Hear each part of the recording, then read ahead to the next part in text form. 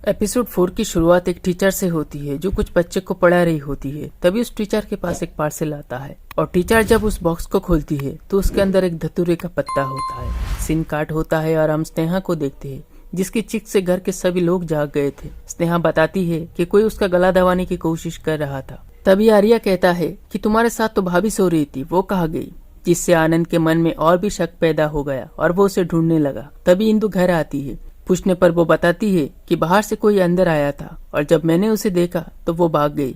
आर्या कहता है कि बाहर से कोई अंदर कैसे आ सकता है, मैंने खुद सारे दरवाजे बंद किए थे। आनंद यह अपनी पत्नी को गलत समझने लगता है और उसे बुरा वाला कहने लगता है।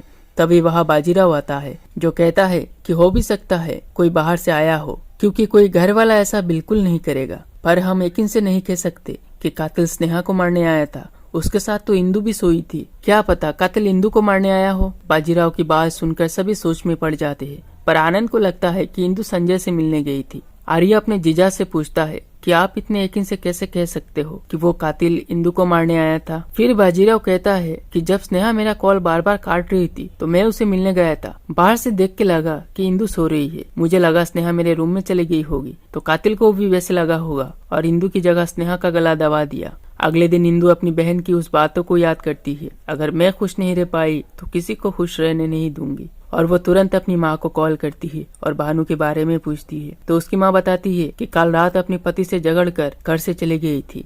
ये सुनकर इंदु भानु को शक करने लगती है और सोचने लगती है कि उसके लिए दरवाजा किसने खोला होगा। फिर वो जाके आर्या से इस बारे में बात करती है, साथ ही वो पूछती है कि कल रात ड्राइंग रूम में कौन था। फिर आर्या जाके अपने भाई को सारी बातें बताता है, जिससे सुन आनंद कहता है कि ये कोई उसका मनगढ़ा बनाया हुआ कहानी होगा और ये कहकर वो यहाँ से चला जाता है। दूसरी तरफ लोकी इंदु से पिछले रात के बारे में बात करती है और बातों ही बातों में मुंह से निकल जाती है कि आर्या शादीशुदा है। पर इंदु इस बारे में पहले नहीं जानती थी, पर अब वो लोकी से इस बारे में जानती है। आर्या की पत्नी वैष्णवी को 1 महीने पहले उसे घर से निकाल दिया था क्योंकि वो एक दूसरे लड़के से मिलती जुलती थी, ऊपर से वो प्रेग्नेंट भी थी। तभी वहाँ पद्मा की माँ आती है और लोकी से कहती है कि जाके बड़े साहब को खाना दे आओ, उन्हें दुकान जाना है। इंदु को यह पता चलता है कि उनका एक किताबों का दुकान है, पर वो चलती नहीं। वही बाजीराव इंदु को अपना इंट्रोडक्शन देता है और कहता है कि तुम चाहो तो हम एक होकर उस किलर को ढूंढ सकते हैं, पर इंदु से जवाब नहीं देती। दूसरी ओर इंदु के घर से सामान आता है, साथ ही एक आदमी एक लेटर ले जाके आनंद को दे देता है। आनंद उस लेटर को पढ़ता है जिसमें भानु ने आज रात उसे मिलने को कहा है। आप रात को इंदु के घर वाले आ जाते हैं। फिर इंदु के माँ इंदु से मिलने जाते हैं,